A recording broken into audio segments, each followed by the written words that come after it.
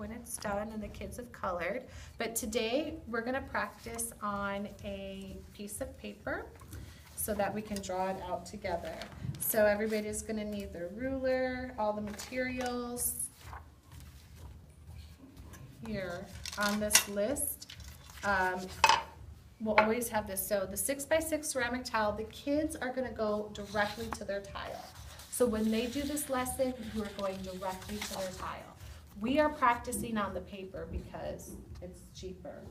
They're going to need mechanical pencils, erasers, the compass and the ruler, the Sharpie markers. We'll need scissors, cork backing, clear glaze, the portfolio of examples, which this is always nice to have up in the room. It's always in the brown portfolio marked with the project. And these are just complex star polygons, but look at, they're in the designs of the sides of the buildings and tiles. So you're gonna see this artwork repeated a lot in Islamic art. And I have some examples of kids' projects when we used to do this on paper, and they were just too fun to just, you know, I couldn't throw them away, so we laminated them. And it's the same design, but just colored differently. I know, I love it. I love this project. Here's some more. Same design, just colored differently. Same pattern between that one and this one, and just colored differently. And then we put the color wheel up just to have it up so that the kids could kind of review their colors. So in the classroom, definitely put these up, have the teacher help you. For now, I'm just going to put them off to the side so we can focus on our own drawing. This lesson is the only lesson in 7th grade where you're going to go step by step with the kids. Every student has to finish the step before you move on. And the great thing is all 7th grade teachers have that Elmo, which is the projector. So you could be up at the front of the classroom, you're going to be working like this, and all the kids are going to be able to see. So one docent will pass out the materials, the other docent will be at the front, and let's get started. So the very first mark we're going to make is we need to find the center of our square. And how you're going to do that is you're going to take your ruler, and this is very important. You're going to come here. And always tell the kids very lightly with your pencil, mark the center by making an X, making sure that it is right up to the corners. You have to be very precise. This is one of those projects that the more precise you are, the cleaner it's going to turn out. So you don't have to go all the way to the edge, but this works.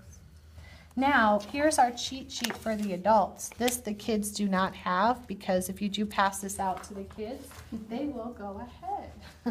But this is great to have with you because I broke it down to visual steps. So here we go. Now, second step, and they're just like quick little notes.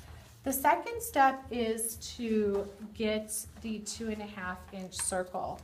So honestly, guys, this is the part where most kids mess up. So we as art docents really put the black Sharpie on the hole that they need to stick their pencil in. So the 2.5-inch radius of the circle. Hey, Redwood Griffins. In about 5 minutes, we'll be starting the staff versus 8th grade versus 7th grade versus 6th grade relay out on the track. So again, in about 5 minutes, we'll be starting the relay. Thank you. See you out there. Fun. I think lunch is starting. All right, so show the kids that the center copper part is going to go in the center of their square or their X. They take their finger and hold it down firmly. Then I want you to repeat this to them multiple times. They have to stick their pencil in the 2.5-inch hole, which is, if you look, is the dot for pi, which is the one that is blacked out. And they're just going to go all the way around very lightly. And they created their 2.5-inch circle. If you are a helper art docent for this project, now is the time you do the pinky test. And you go around and you just make sure that you can visually see that there's about a pinky width around the outside edge.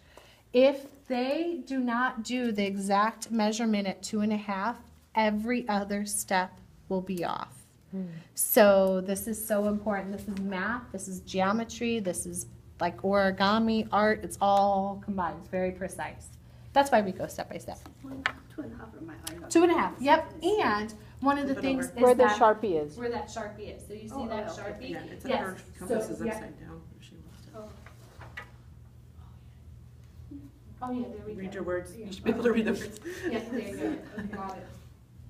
Right there. Yes. And then you just kind of go around and you're like, and visually you could tell, you know. This was right like my off the bat, first they'll know. introduction to the Are art they docent big, program, please? and I was like, No, you want those. What's it? The Yeah, what's reason it? why, This Heather, is one? because Too complicated. they'll go ahead and then they'll mess up, and then they're drawing on graphite on their tile, and it's hard to erase and it smudges. So as the presenter, you can keep telling them to draw lightly. You just want to barely touch the paper, and you can repeat that often. All right, so now what we need to do is extend our lines. So you could use the ruler, the longer ruler, and you just extend that X in the middle to the outside of the circle, I'm sorry, to the inside of the circle. So now you have a pizza pie with 4 slices. It looks like that. If you extended it all the way, Joffy, you want to do the other one too. And if you extend it all the way to the outside too, that's okay too. The example shows it extended not, but if they did, it's just a different way to color their square. Now we want to find a 2.5-inch line. And this is where they're going to use the outside of the ruler. So here's 1 inch, 2 inch, and 2.5. And they're going to pick any point. So you have 4 points in your circle right now. You've got 1, 2, 3, 4. Start at any of them. They have to match it up super precisely. The 0 to the line where it meets the line in the circle. And then they hold the white part down and pivot the compass so that they get it to where 2.5 inches is also meeting the edge of the circle. So the point 0 and the point 2.5 meets the circle's edge. They draw a line. Before I pick up my pencil, I mark 1 1/4 with a little dot. So it will look something like this. Fan, do you see that? Oh, yes. Debbie, you 1 got1/4. that? 1 1/4. 1 The middle, 1/4. yeah. Yeah. Oh, you are oh, she picking did any 2.5. part of No, first the 2.5, and then 2.5. yeah, no, then mark the outside middle of the ruler, of so that. drop the Oh, end of mark your the finger middle real of quick. So you're gonna put the 0 on this dot right there, like that. Oh, because middle And of then 2.5 you're gonna is 1 pivot. 1/4. This line Thank you.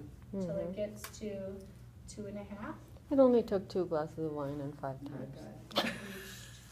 Yeah, well, I'm like, I'm missing now my you're a 0 pro. line, so I'm like, I don't even know where to That's a go. 2.5-inch line, and then at 1 1/4 we draw a little dot.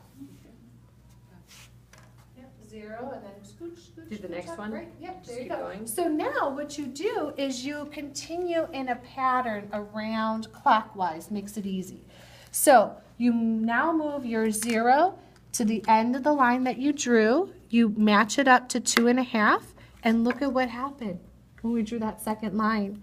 That 1 1/4 is already marked for you Magic. with the line. See that?